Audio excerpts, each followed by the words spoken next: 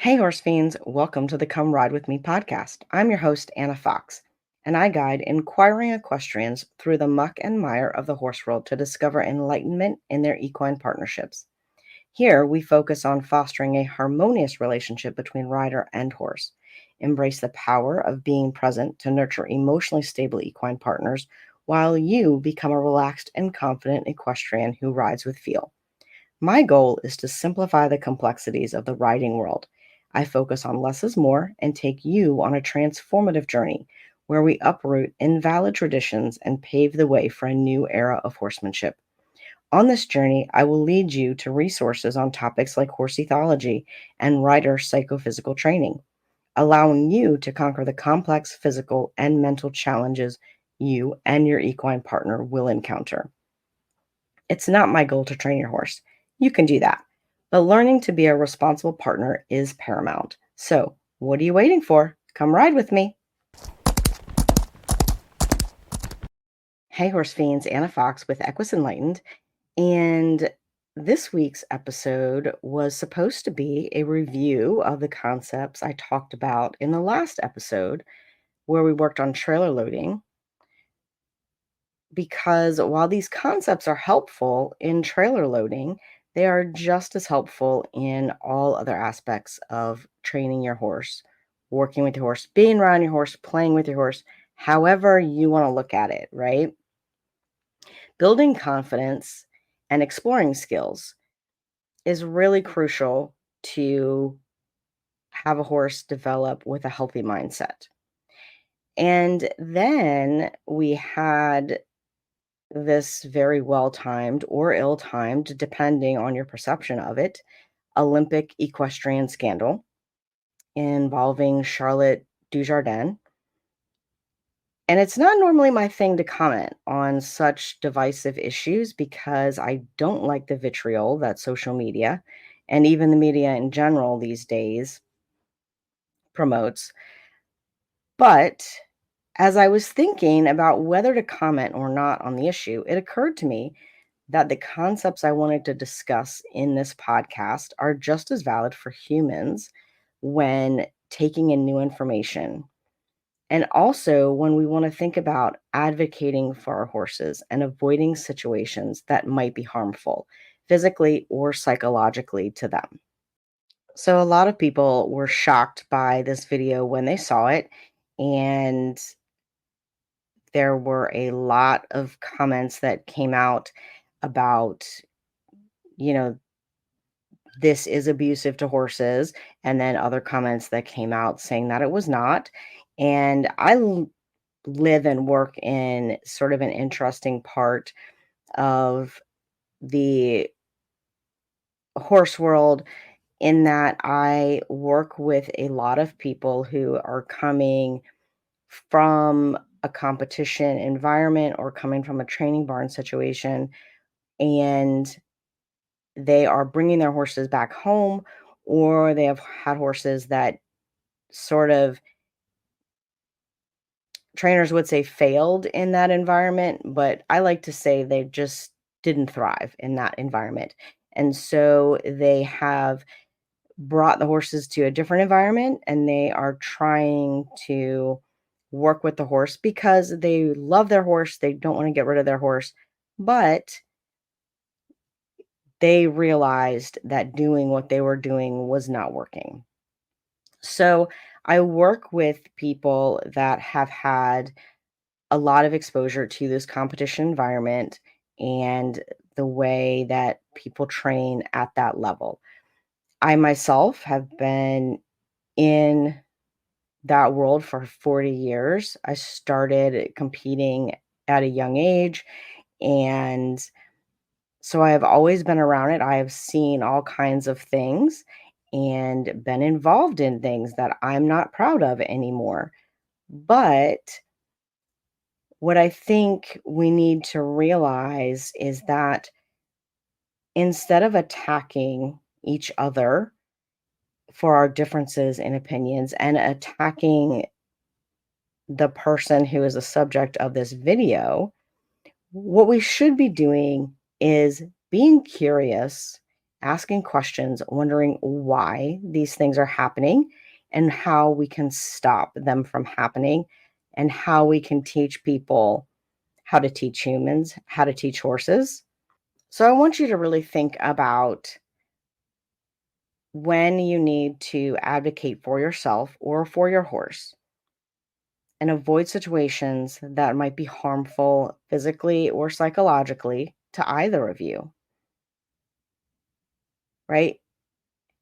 Lead with a sense of curiosity, not judgment and not assumptions.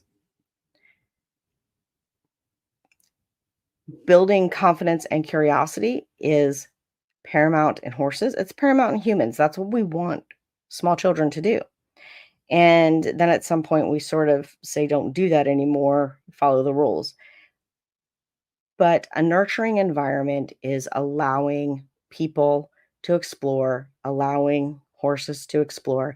And we can do that within safe boundaries. Also, notice your response or your horse's response to questions and processing any information. And don't make assumptions about it, right? Just notice what the response is and be curious. Think, oh, how interesting. It's easy to judge what we see a horse doing or another human and make an assumption based on our past experiences or what we've been told about how horses and humans behave, or our own emotions towards the outcome, right? That plays a big part into making an assumption about something.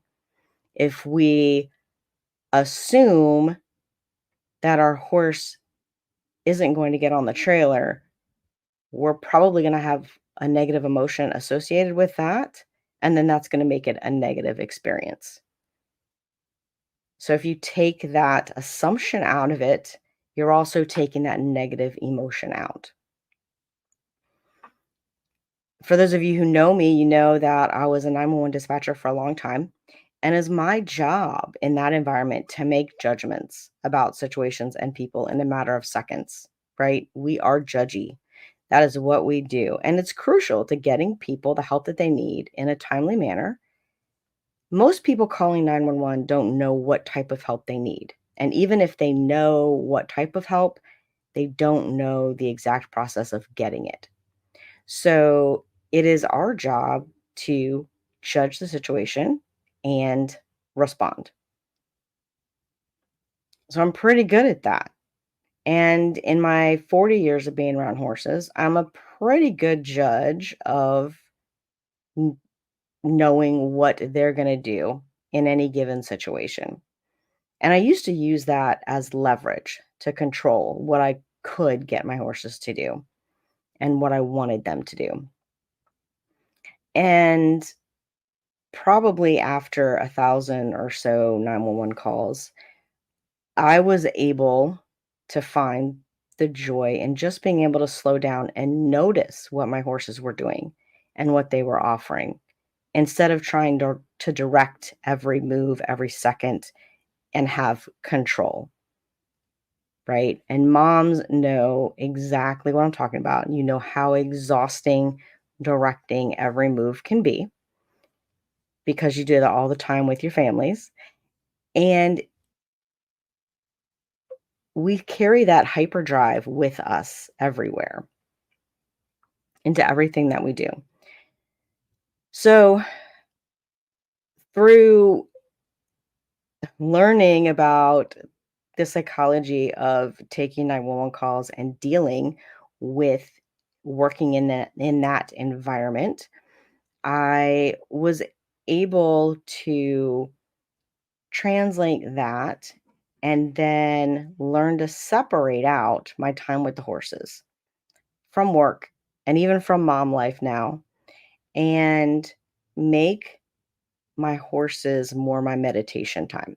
I realized several years ago that that's sort of what I had always been doing, but I didn't recognize it. And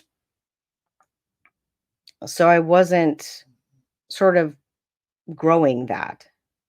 I wasn't getting better at it. I was just doing what I always did. And so then I started to really start to notice and be curious about what are my horses offering? What is their response to something that I ask, right? What are they thinking about it? What are they feeling about it? Is it fun for them? Is it hard? Am I enriching their lives or am I just making their lives harder?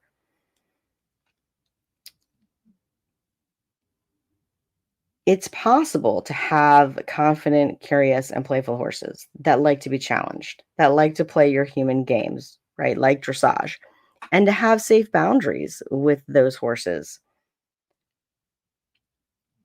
But we really then have to get into the mind of the horse and we have to notice what they're thinking, what they're feeling. They have really subtle body language, really subtle cues that we need to learn about. We also need to learn about how to not make assumptions, right? How to just take in that information and process it without being judgy, without being judgmental and saying, oh, my horse is doing this because of this, right? Like he doesn't want to get on the trailer because he doesn't want to leave his friends, or he doesn't want to get on the trailer because he had a bad experience last time. I can tell you that I personally know a horse who had a horrible accident on a trailer, and I went to go pick him up from the barn where he was recovering for several days until he could travel again, and that horse had no issue following me right back up on the trailer. Now, of course, I didn't assume that he would do that, right? I was like, "Hmm, I'm gonna have to see. I'm gonna have to notice as we're approaching the trailer what happens and how he's feeling." But I didn't make any assumptions. I didn't make any judgments. I just grabbed the lead rope and asked him to go on the trailer, and he said, "Sure, let's go home." And so that shows you that if I had made the assumption that he wasn't going to get on the trailer, I could have started that with a very negative situation and I could have made it a very negative situation. So be curious when you are receiving new information, whether it's a video on YouTube or something from your horse, be curious about it. Don't be reactive. Think about it, process the information, and then you can start to formulate your questions because if you're curious about something, you're going to have questions. And if you're curious as to is that safe or not safe? Is that kind or unkind? Is that a valid training protocol or not? Right? Those are all very good questions. And in my mind, it is our responsibility as an owner or rider to be inquisitive and to set safe boundaries. Sometimes your trainer can help you with those, but you have to decide what feels good to you and what your conscience says. Like if you're like, oh, this is a high priced trainer, but I don't really feel good about this training technique. I'm not sure my horse feels good about this training technique. Then it's okay to say, no, thank you. And if you don't want to be confrontational, very easy to just say something like, oh, I'm sorry, I'm not feeling well, or whatever you need to remove yourself from a situation. Just keep you and your horse safe. What can be even trickier than removing yourself from a potentially harmful physical situation is recognizing a damaging psychological one. And this is for you or your horse. So, if you ever are in a situation where you feel like,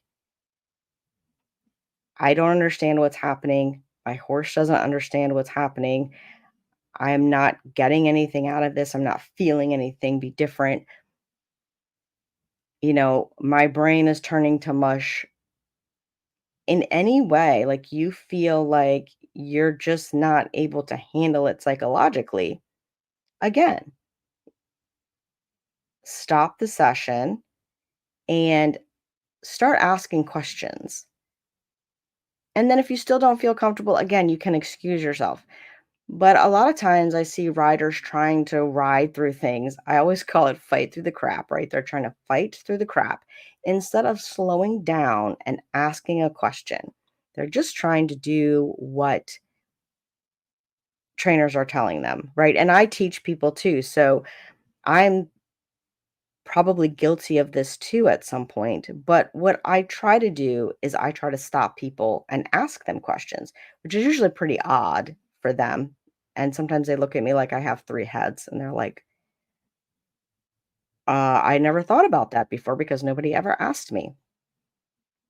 Right. So be curious rather than being reactive and following everything that a trainer tells you to do or a barn owner or whatever. Anything anybody tells you to do. It's the old thing your mom used to say, right? If all your friends jumped off a bridge, would you do it too? Um, think about that. Like, think about what questions would I ask? Like, how high is the bridge?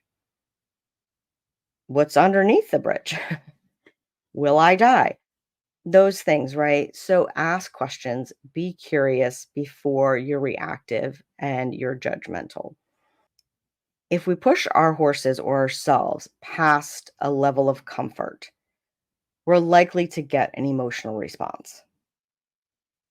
And that can cause either one of us to be frightened or confused or both. And that's usually when we start to see behavior that we deem as naughty or bad behavior.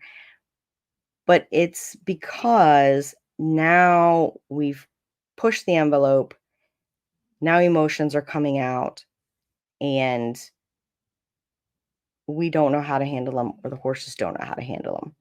Sometimes the emotional response from the rider or even the trainer is to take it out on the horse with the whip, with kicking or pulling on the bit or yelling or whatever it is, right? We've all been in that situation where we've been frustrated. Being frustrated is an emotional response because you have gone past your comfort zone with something because you're not getting the result that you want or that you think you want. Again, stop, start asking questions. Why?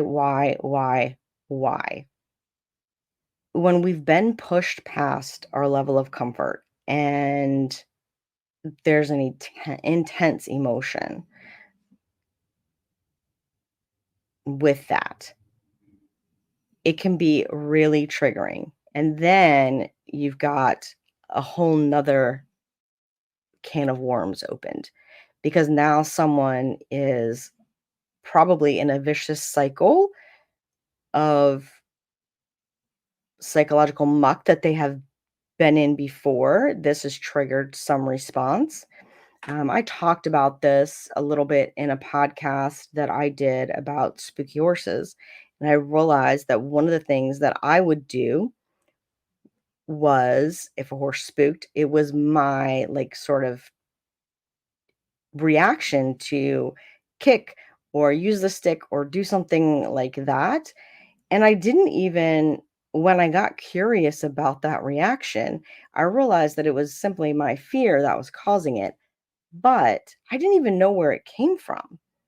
Like, I have no recollection of, ever a horse ever really spooking and me coming off. I mean, I've fallen off plenty of horses, right? But like, where exactly could I tie that reaction into? I couldn't. So it took me a while to stop doing it, right? I had to get really curious about how do I stop myself from having this reaction? One of them was to keep it playful and laugh about it and just notice. And then you have to forgive yourself when you do the thing you don't want to do. Um, but it's keeping that curious mindset. This video that was released of this Olympic champion attempting to use a lunging whip to motivate a horse who had a rider on it looked like it was a lesson format. It's hugely triggering for a lot of people. And I don't want to make any assumptions about what was happening in those moments because I wasn't there. I don't know any of those people. I don't know any of those horses. So I have no place to make any assumptions about anything that happened in that environment. But what I can tell you is I can understand sometimes when there is frustration. I can understand when people have their emotions take over. There were a lot of people that I saw on social media who were pushed past their own comfort level just watching the video. And instead of becoming curious as to what may have caused this moment in time, and also allowing for a time of due process, people immediately made assumptions and jumped onto social media to declare their assumptions to everyone. And I would say that most people that make these declarations are there to garner support for themselves so they can validate their assumptions. But there's a funny thing that happens with humans, and that's that we don't always agree. It's not going to happen. We're human. It's our nature, and it's really okay. But of course, when this happens, then people feel the need to defend their assumptions to the people who don't agree with them. And then we have the vileness of social media in full fury as people who know as much about each other as they know about Charlotte Dujardin are engaging in this psychological warfare over an incident that has nothing to do with them whatsoever. And this is why I tend to stay out of it. I don't comment. I don't want to get into it. And this doesn't mean that I'm not saying horse welfare isn't a concern for all of us because it should be. It absolutely should be. But this particular incident is not about you, not about you personally. And if you were not directly involved in the incident, you're making a lot of assumptions about all the parties involved. And when we make assumptions, that's dangerous. And it's exactly why we shouldn't be making them while we're working with our horses either. And so maybe there was an assumption from the trainer in this video or the rider that this horse was not doing something that he was normally capable of doing, or he was in some way actively resisting what they were asking. I don't know. Again, that's all an assumption, right? So when you have that assumption, though, just like if I assume that my horse isn't going to load into the trailer, or worse, I assume they're going to be bad about loading into the trailer, I've already decided that I need to have my lunge whip ready. Instead, if I was curious about why my horse doesn't want to get on the trailer, or why my horse doesn't feel like he can go forward into that trailer or into that exercise, I open up a whole world of possibilities. Now, of course, possibilities can be good and possibilities can be daunting. I don't want to say bad because possibilities are never bad. But the skeptics will say, well, they aren't possibilities. They're an excuse for your horse not to do something, not to get on the trailer, right? And I believe that's because possibilities mean that we have some accountability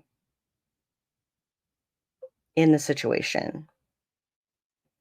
And people don't like that. People are afraid of accountability. So, is it possible that I've not taught my horse to be curious and confident? Is it possible I haven't taught my horse he can trust me, especially in a confined space? Is it possible that an Olympic level rider has not had sufficient education in horse psychology and training techniques? Is it possible that an Olympic level rider has not had a sufficient education in the psychology and teaching of humans? Of course, all of these are possibilities. And yes, they make us, the consumers, the horse owners, the riders, the keyboard warriors, responsible. Why? Because we've allowed it. We have allowed ourselves to have these assumptions about people. It's our nature in our society to celebrate those that are successful at specific activities. And then we expect them to be masters at everything else, including life, right? Movie stars, sports stars, whatever. We expect them to not only excel at their profession, but to excel as a good human. So, someone who is an accomplished rider must be a good trainer. And for sure, because they've learned, they know how other humans learn. And of course, they have the ability to work with any kind of horse or rider because they're so skilled and they're so wonderful.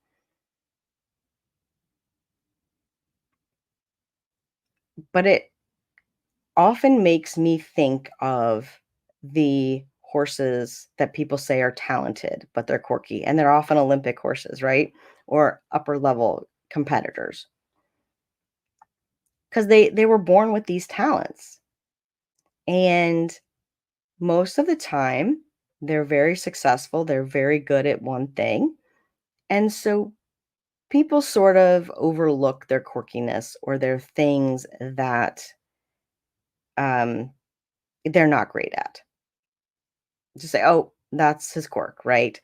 And we don't have to worry about that. We can avoid it, whatever. And so this horse gets to a point where it can do all of the Olympic things, right? It's beautiful. It does all of the Olympic things, but it's afraid of getting its mane trimmed, or the vet, or the farrier, or the tractor divots in the arena, or its own shadow, right? Who knows? But it's interesting that as horse people, we will allow our horses these quirks and we will allow our horses to have special talents, but not be wonderful in every avenue of life. But we don't give the same courtesy to people. No. And I think as equestrians, especially, we love all in one shopping. We don't just love instant gratification. We want it all in one place, right? Like, we want our trainers to be like the Walmart where we can get everything, but we want them to be classy like Nordstrom's.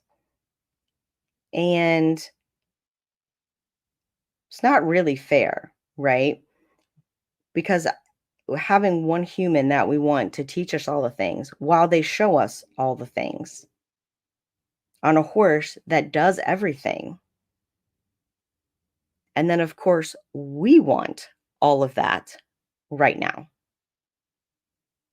We don't care that it took them,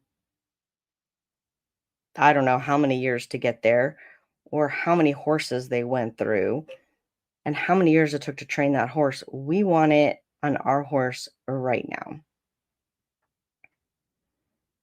Right? So we want Walmart, but we want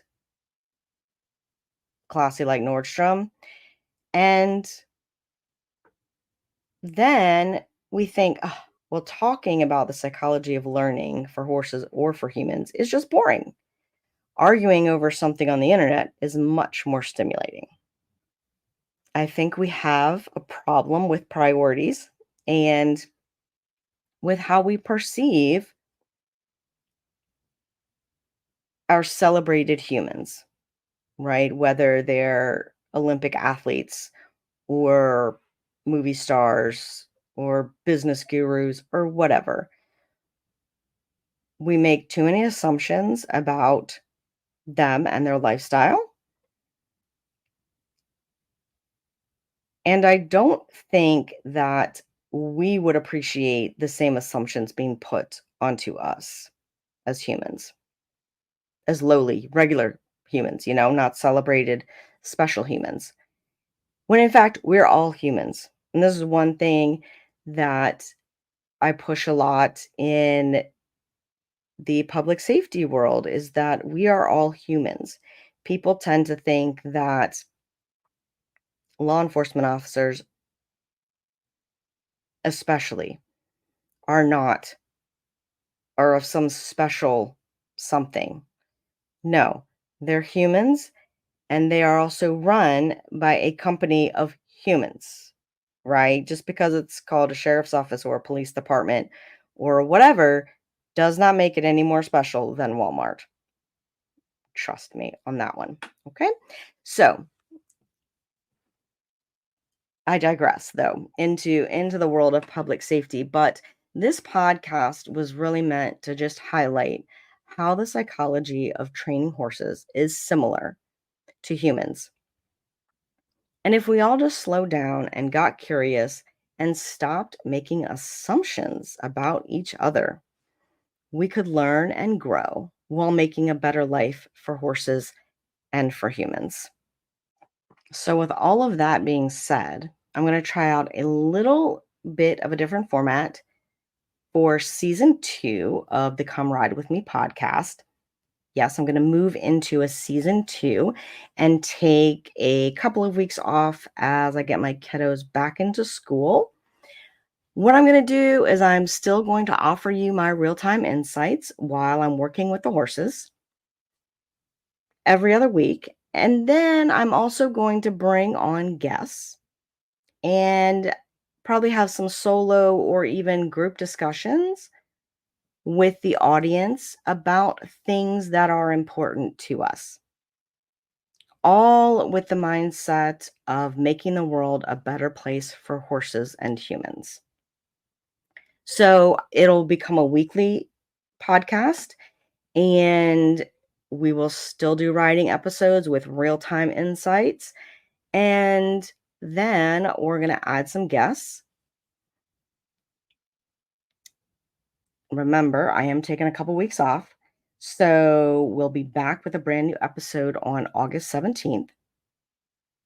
This way, you've got plenty of time to catch up on old episodes and let me know what you want to hear about in the future. And you've got plenty of time to watch the Olympics as they're going on right now. So enjoy your horses, enjoy the Olympic Games, and I will talk to you in a few weeks. Thanks for listening to this week's episode of Come Ride With Me. My goal is to demonstrate to riders that we don't have to do something every second of a ride. We don't have to do things a certain way or at a certain time. Just staying present with your horse and gathering non-judgmental information about how they are going is way more beneficial than overthinking and overworking. If you'd like to learn more about what I do at Equus Enlightened, you can find me at equisenlightened.net or on patreon.com/equisenlightened. You can also find me on social media as Equus Enlightened. I will put all the links in the show notes. And until next time, happy riding. Oh, before you go, please remember to rate, review, and share this pod so others can find it. I would love constructive criticism, but like my mom used to say, if you don't have anything really nice to say, there's no need to say it. Just ride on, my friends. Have a great week.